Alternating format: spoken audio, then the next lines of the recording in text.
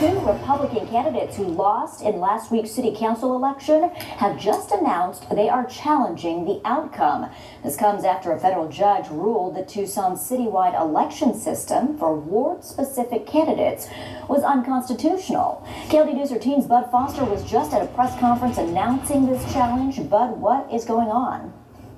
Well, the press conference ended here just a couple of minutes ago, but there are a couple of things about this case to keep in mind. First of all, the ruling by the Ninth Circuit Court of Appeals was not a unanimous ruling. It was 2-1. And then secondly, the Tucson City leaders will meet here behind closed doors next week to determine what its options are now that this lawsuit has been filed. It can either go back to the Ninth Circuit Court of Appeals or it could go all the way to the U.S. Supreme Court. That decision will likely be made next week, so it's a long time before anybody can declare victory in this case. However, the Republicans came here to City Hall, held a press conference just a little while ago, and what they're asking for is that the two people who did win in wards 2 and 4, Paul Cunningham and Shirley Scott, not be seated until this process plays out. They call themselves the rightfully elected city council members because they won in their ward. However, they did lose citywide, which has been the city election process for the past 87 years. However, they said they would challenge the will of the voters in this case.